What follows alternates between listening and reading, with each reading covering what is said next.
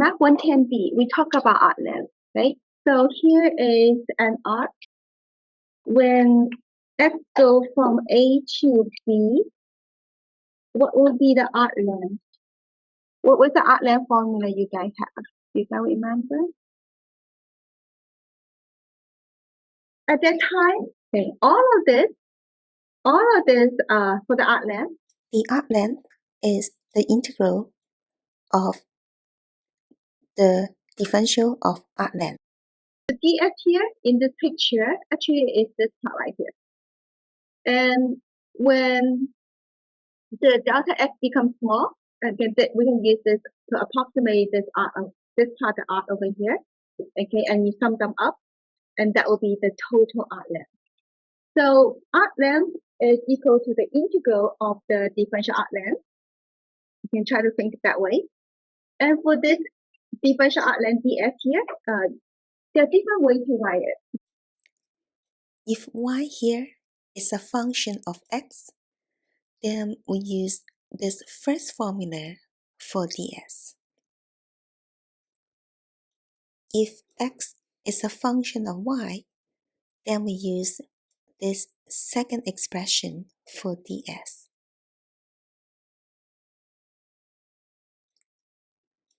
And then we talk about parametric curve with parametric equations x equal to f of t, y equal to g of t.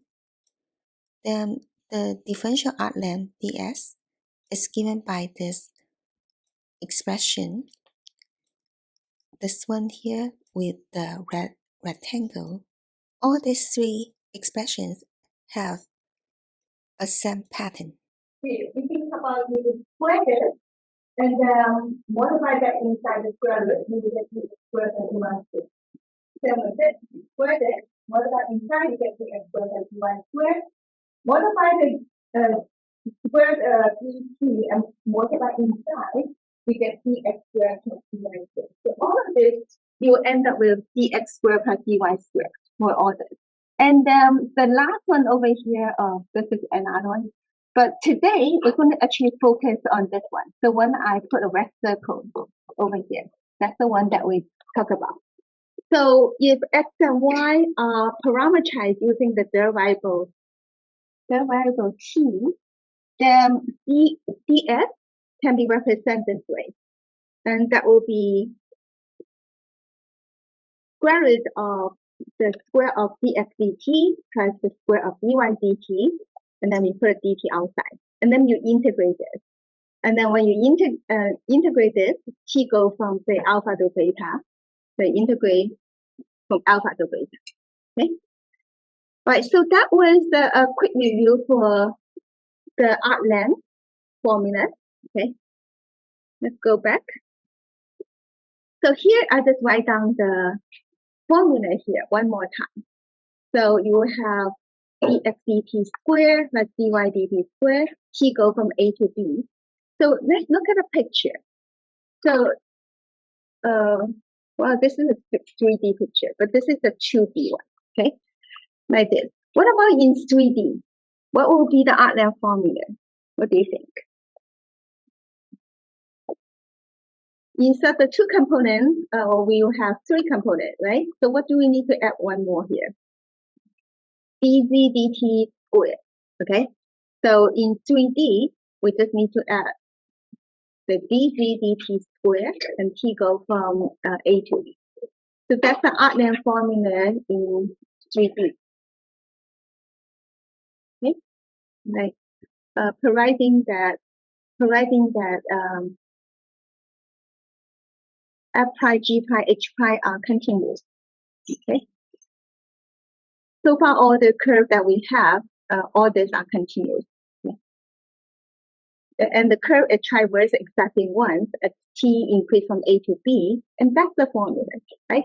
Now after that, you kind of remember the formula. Okay, that's important. And you try to draw some similarity between this one and the one we learned before. Before we have only this part, right? Now we have this. Okay. Then you can remember. Okay. Now, the formula we had before, like for 2D, and the formula we have for 3D, they actually can put it in this compact form. So what do we have for 2D? Like formula 1. Okay, so what was the formula 1? Without looking at that, can someone tell me? L is equal to the integral. Okay, and what do we have over here? dt. 1, because we use the parameterized by t, right? So what was it? That is dx dt square, right?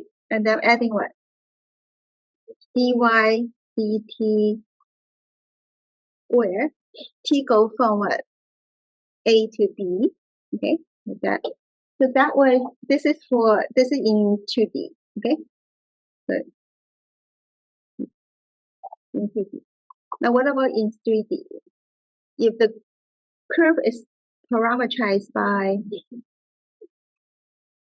t, then the arc length will be the square root. Now here I also put dt. And what should I put here? dx dt square plus dy dt square plus what? dz dt square. Yeah, you got it. Okay, good job. And then t also go from A to B. Okay, very similar. Okay. Now notice that this one over here. Let's look at this one and this one. Okay, both of them are this. That's the magnitude of r prime of t. This is when the vector here is 2 dimensions. That's the magnitude, right? And when the vector is 3 dimensions, that's the magnitude. So both of them can be written as the integral of the magnitude of r prime of t, okay, dt, and then t go from A to B. Okay, something. Question? But I also put down here also. Try to think about, okay, I'm trying to draw a picture here. So suppose we have a space curve like this, okay? When t equal to A, and it's signed over here, and then when t equal to B, and end it over here. And then we try to find the arc length of the space curve, right? Then what happens is, well, what do we do?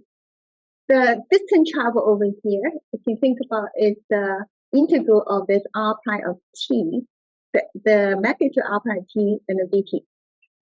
Now, think about the distance travel, right? It's the integral of the speed, right? And integrate with respect to time, and time go from A to B.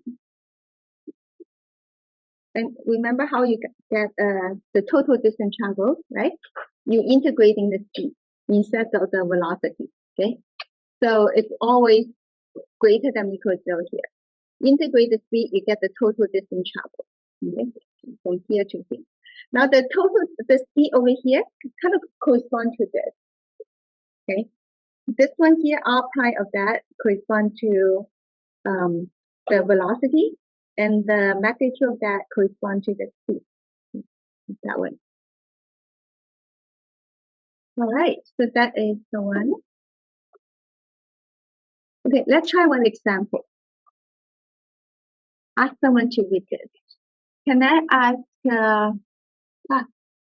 say, I think from here to here? Find the length of the arc of the circular unit effectively in RT equals close to I hat plus sine T J hat plus T K hat from the point 1, 0, 0 to the point 1, 0, 2. Okay, very good. So trying to find that, okay, press this one. 1, 0, 0, press 1, 0, 0. Let's put it up. So 1, 0, 0 is this one right here. Okay, so that is, make it bigger. 1, 0, 0 was right there. And then to the point 1, 0, 2 pi. 1, 0. So same x and y coordinate, but the z coordinate will be 2 pi. So we'll end up over here. So this one here is 1, 0, 2 pi. So you try to find the length of this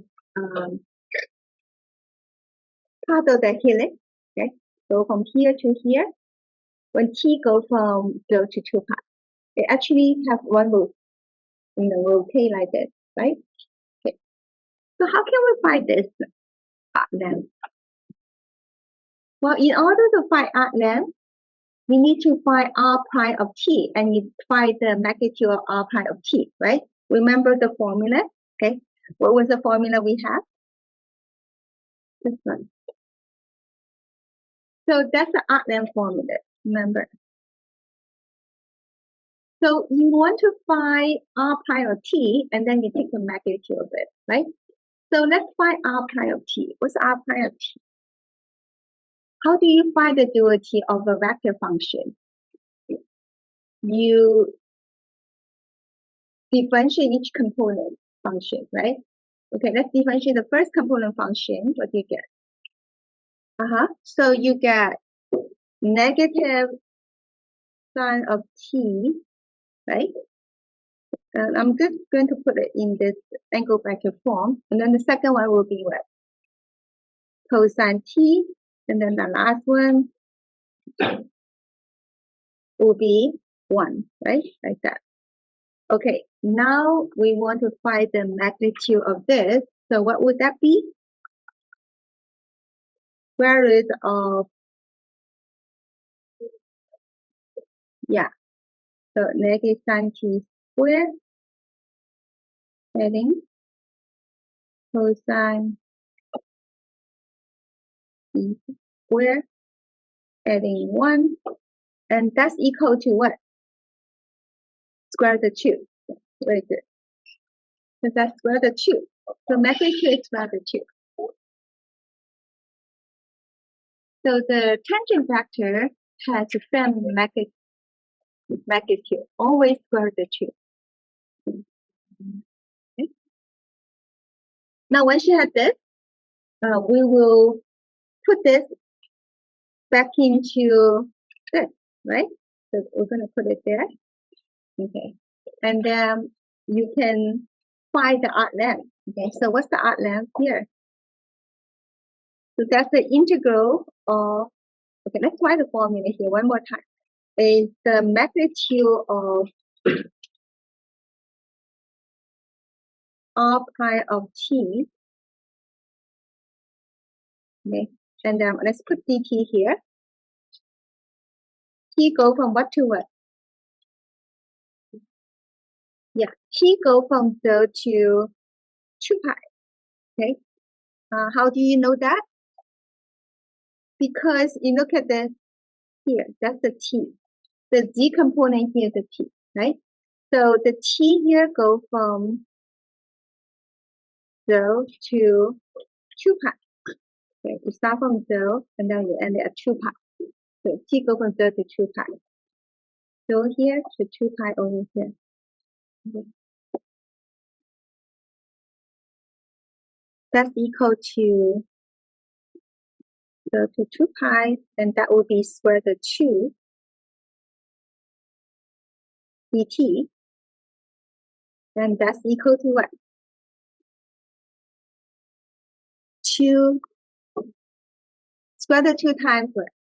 2 pi, which is going to be 2 square root of 2 pi. Okay, so the 2 pi comes from that one. All right, so you find the arc length right here. So there's this helix from here and turn around until you get, and here, the arc length is going to be 2 square root of 2 pi. Question.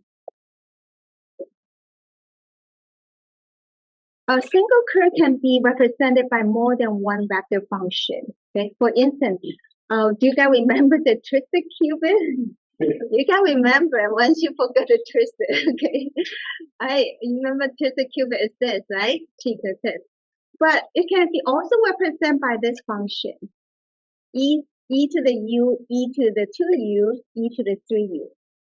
Because the y is the square of x, and the z is the square, is the cube of the x, right? It's the same.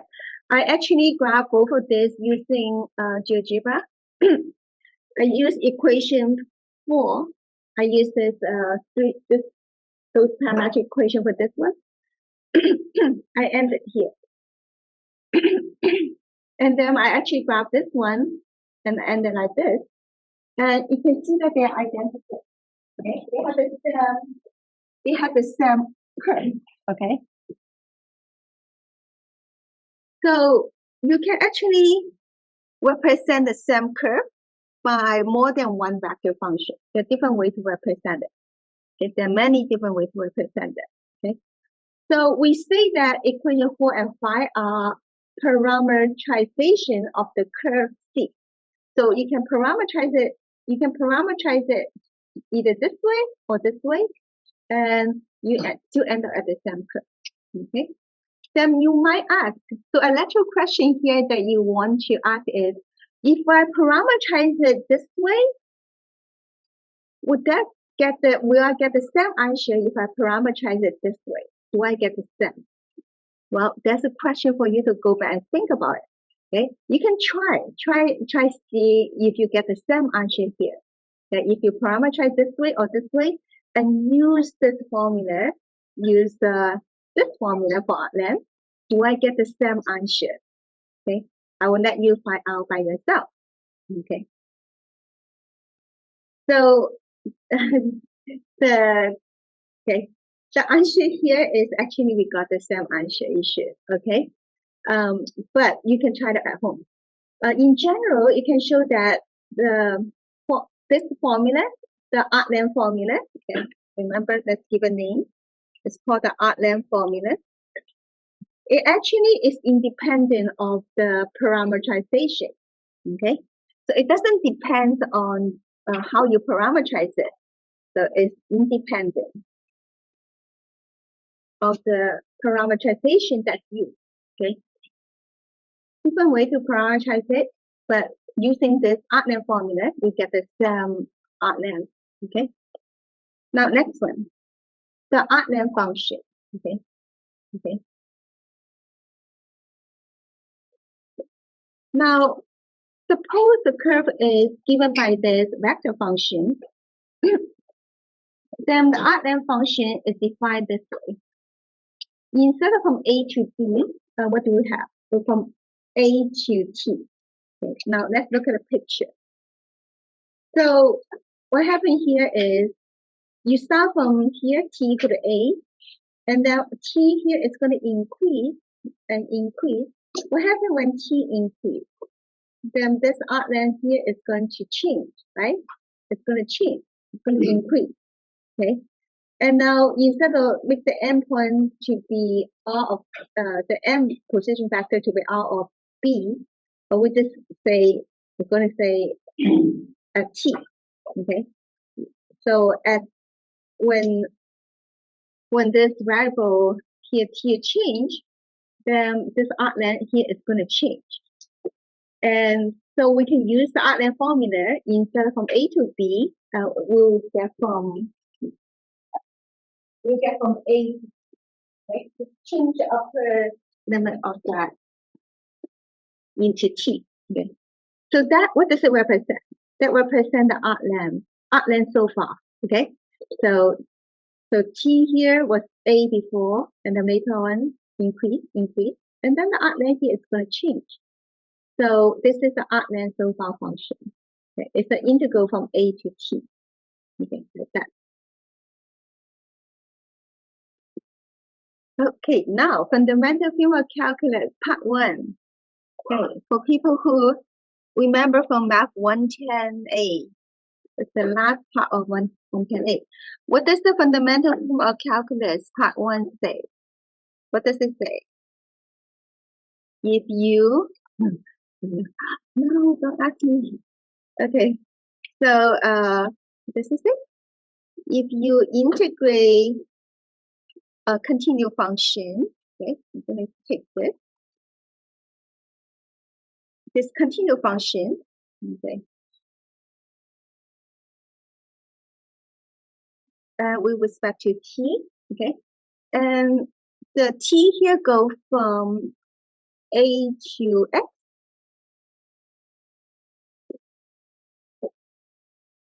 okay, from a constant to x, assuming from a to x is in the domain of this function, okay.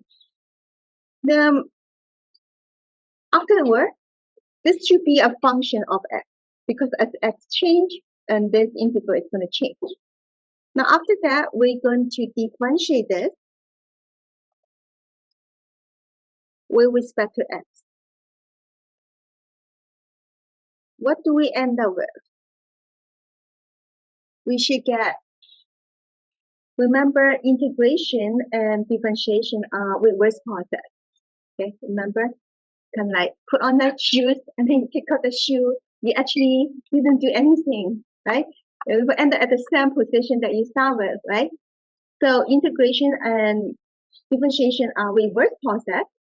So you should end up with the same function you start with, right? What was the function you start with? F, right? But this time is a function of x. Okay, so f of x. So we end up with the same function, f of x. The variable here is x. Okay, independent variable here is x. So that was what the fundamental theorem of calculus part 1 said. Okay. Now let's go to this one. This is the arc-length function. Remember? Okay. So what is this one? This is the arc-length function. Now, using fundamental theorem of calculus part 1, I'm going to differentiate this. So think about the t here beside the x. Okay. So if I differentiate that with respect to t, what do I end up with? Yes, but what is it? It's r sine. Now instead of u, what should I put there? T, right? And it should be the magnitude, remember, right? It has the magnitude there. So if we just end up with this function that you integrate with in the beginning, but instead the variable here will be t. So that's r pi of t and the magnitude of it. Okay. Okay. So now, I explain the process. Okay. So we obtain ds dt equal to the magnitude of r prime of t.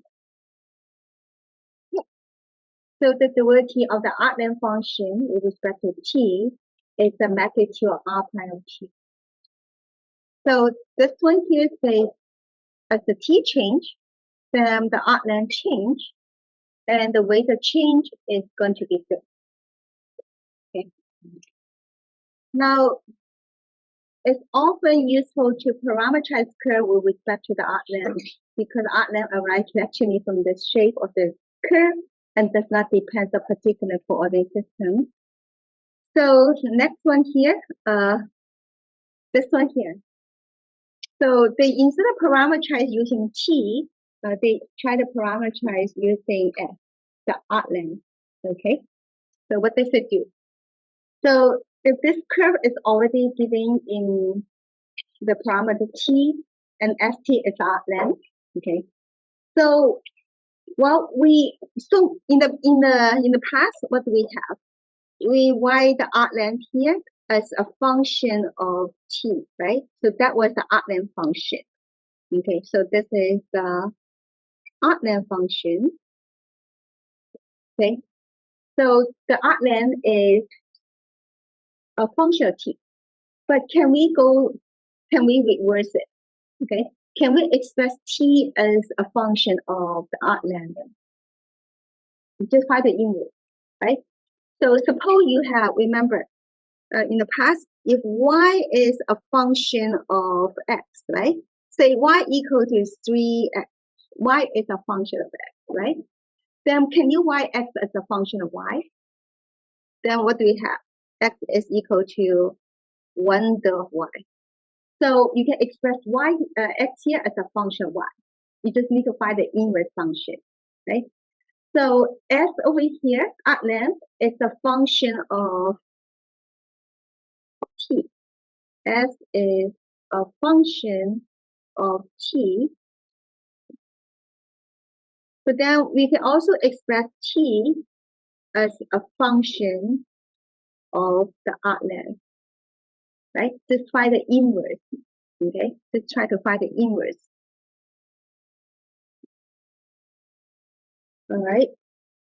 So we can do it that way. Now, if we do it that way, for instance, okay, if the arc length is equal to 3, then r of 3, what does it mean? R of t is 3. Okay. So for this inverse of this, how do we express this? Think about the inverse. That will be the t as a function of what? The arc length, which is s, right? That's the t as a function of the arc length. Okay. All right. So t of s is this one. Okay. That's the t of s over here. Okay. Right here. Okay. So r is equal to r of this. Okay. Now let's just look at the picture here. This one here, when the time is equal to 3, the arc length is this long. Okay, it's this long. Then r of t3, what does it represent? Represent the position of this point on the curve when the arc length is equal to 3. So when the arc length is equal to 3, what will be this position? Okay. So for example, when the arc length is equal to 1, then we have a position back. When arc length is equal to 2, we have a position back. When the arc length is equal to 3, we have a position back. So that represents this one here is the position vector when the arc length here is equal to 3. So think about that one. Okay, so when the arc length here, when this is 3 units away from the starting point, that's the one. Okay. Okay, let's try this example. Okay. So that's today I'm only going half of this 13.3 because I don't want to get too much today. So in this example, we're trying to parameterize this helix with respect to the arc length measured from 1, 0, 0 in the direction of increasing t. Okay. So I put it over here. So 1, 0, 0 is this one. Okay. So 1, 0, 0. So we're going to start from here, which is 1, 0, 0. And then this one here, you will parameterize using which variable? This one parameterize using the t, right? So here, you're using this t to parameterize it, okay? But now, they want you to parameterize it with respect to the arc length, which is, let's call that s. So how do we do this? Right? Now, remember, how do we find inverse function, right? So first, remember in the past, if you get y equals 3x, then you will solve for x.